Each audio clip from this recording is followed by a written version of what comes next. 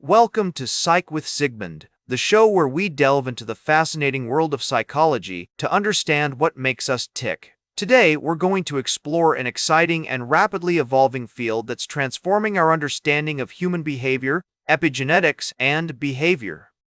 Epigenetics and behavior refers to the complex interplay between our genes, environment, and behavior.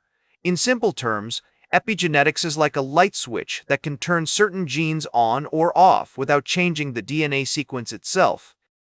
This means that while our genetic makeup provides a foundation, it's not set in stone. Our experiences, lifestyle choices, and environmental factors can all influence how our genes are expressed, which in turn affects our thoughts, feelings, and behaviors. To grasp this concept better, let's take a step back into history. The term epigenetics was first coined by Conrad Waddington in the 1940s, but it wasn't until recent decades that research began to uncover its profound implications on behavior.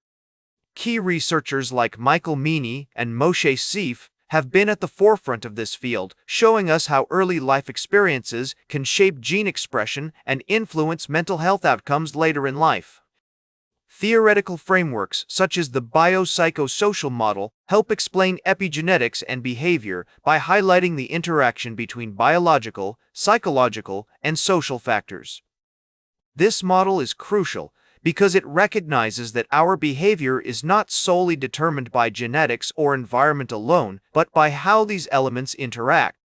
For instance, a person may have a genetic predisposition to depression, but whether they develop the condition can depend on their life experiences and environmental factors. Let's look at some compelling research findings. The Dutch hunger-winter study during World War II showed that children born to mothers who were malnourished during pregnancy had different epigenetic markers compared to those whose mothers were well-nourished.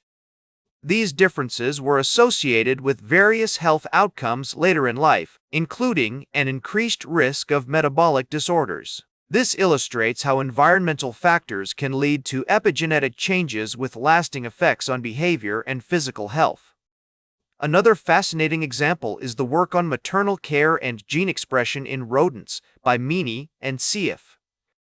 They found that rat pups who received more licking and grooming from their mothers had reduced stress responses later in life, which was linked to epigenetic changes in genes involved in stress regulation. This research has profound implications for understanding human mental health disorders like anxiety and depression. So, how can understanding epigenetics and behavior help us in our everyday lives? Recognizing the role of epigenetics empowers us to make lifestyle choices that can positively influence gene expression. For example, regular exercise has been shown to induce epigenetic changes that enhance cognitive function and reduce the risk of neurodegenerative diseases. Similarly, mindfulness meditation can lead to epigenetic modifications associated with reduced inflammation and improved immune response. For individuals struggling with mental health issues, understanding epigenetics and behavior offers hope for novel therapeutic approaches. Cognitive behavioral therapy and other forms of psychotherapy have been found to induce positive epigenetic changes that help manage conditions like depression and anxiety more effectively. Moreover, this knowledge can guide parents in creating supportive environments for their children, which can positively influence gene expression and promote healthy development. In conclusion, epigenetics and behavior is a fascinating field that underscores the dynamic interplay between our genes, environment, and behavior.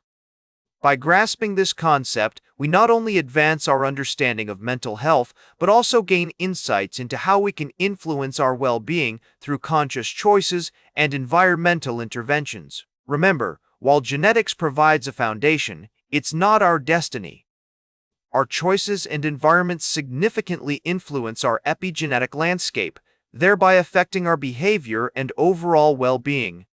That's all for today's Psych with Sigmund. Remember to like, share, and subscribe. And until next time, may your ego find balance between pleasure and reality.